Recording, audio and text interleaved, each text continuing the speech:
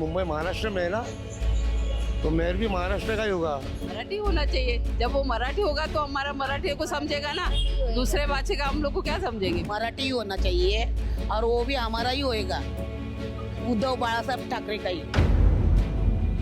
ये मुंबई नगरी जो है वो मराठी मानुस की है। आप यहाँ पे राज करने के बारे में मत सोचिए। आप यहाँ पे आइए, काम धंधा कीजिए, सब कुछ आप खुशी हाली से हम सब रहेंगे। बट आप यहाँ पे राज करने के बारे में सोचोगे तो मराठी मानुस का सम्मान जो है कहीं ना कहीं उसको ठेस जरूर पहुँचेगी। और मैं शिवसेना में 10 साल से हूँ। जो मान सम्मान इज्जत शिवसेना में मिला वो उत्तर भारतीयों से नहीं मिला।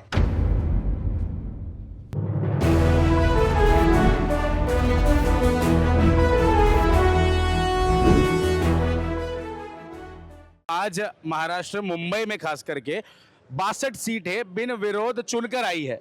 तो क्या आपको ऐसा लगता है कि उन 62 सीटों में डेमोक्रेसी का रोल नहीं है?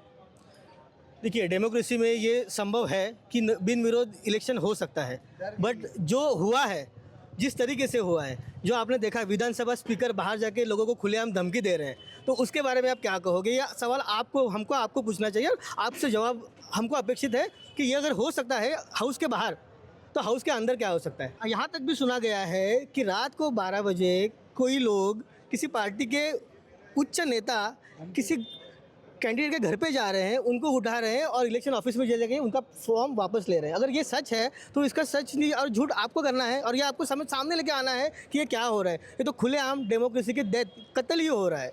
ये मैं बोलना चाहूँगा। सर, मैं समझता हूं कि जब आपने इतने कॉन्फिडेंस से कहा है कि आज डेमोक्रेसी की डेथ हो रही है, तो क्या आप इस चीज़ का एक पुख्ता सबूत हमारे तक पेश कर सकते हो? देखो, सबूत बहुत सारे हैं, ठीक है। जो आपने अगर स्पीकर की वो जो ऑडियो कॉल, ये वीडियो जो है वो जो पूरी बाहर हो चुकी है, पूरी वायरल हो चुकी है, अगर वो आप सुनोगे कि प्रोटेक्शन निकाल दो इनका, जो वो बात कर रहे हैं उसके अंदर, वो आप सुन सकते हो। मैं एक महाराष्ट्र नहीं हूँ, मैं महाराष्ट्र के बाहर से आता हूँ, मुझे मराठी नहीं आती है, तो क्या आप लोग मुझे मारोगे? बिल्कुल नहीं मारेंगे। क्यों मारेंगे? आप आपका काम करने के लिए यहाँ पे आ रहे हो, जो भी काम करने आ रहा है उसका वेलकम है। क्योंकि आप देखो, हम हिंदी में आपसे अभी भी बात कर रहे हैं, हमने ये नहीं कहा कि मैं मराठी में बात करूँगा। अगर आपको नहीं समझ में आती, हम बात कर रहे हैं। कितने सारे उत्तर भारतीय यहाँ पे आके अपने रोजी रोटी के लिए काम कर रहे हैं, वो वेलकम है कि आप काम करोगे। उसकी वजह से ये मुंबई शहर बना हुआ है। और इसको हम कहते हैं, ये मुंबई जो शहर मतलब मेट्रो सिटी, वो उनके ऊपर से ही बनी हुई है।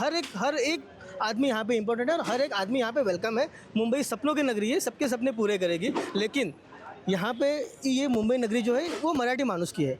आप यहाँ पे राज करने के बारे में मत सोचिए। आप यहाँ पे आइए, काम धंधा कीजिए, सब कुछ आप खुशी हाली से हम सब रहेंगे।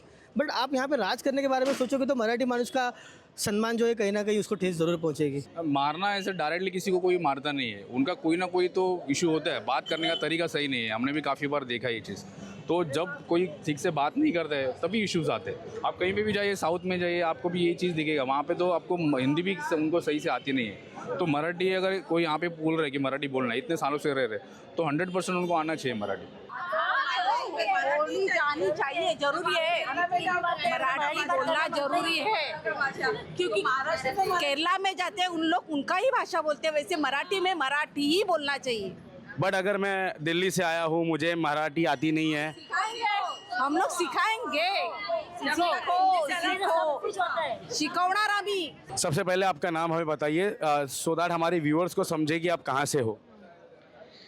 मेरा नाम अनीता मोहन दीक्षित है। मैं उत्तर भारतीय हूँ और मैं शिवसेना में 10 साल से हूँ।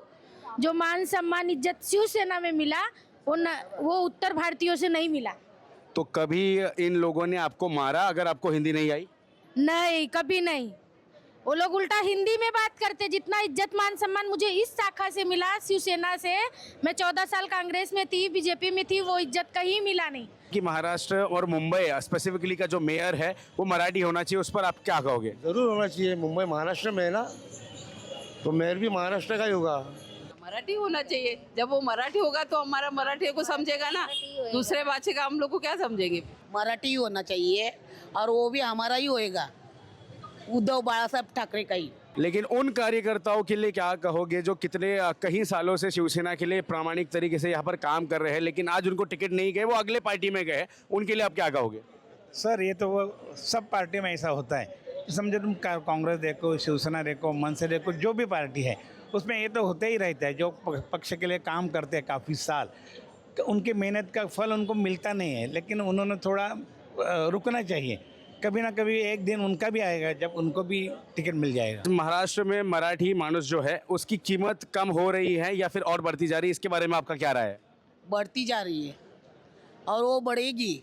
जब तक हम लोग मराठी है ना तब तक बढ़ती रह जाएगी। क्यों कम हो जाएगी? बिल्कुल नहीं कम हो जाएगी।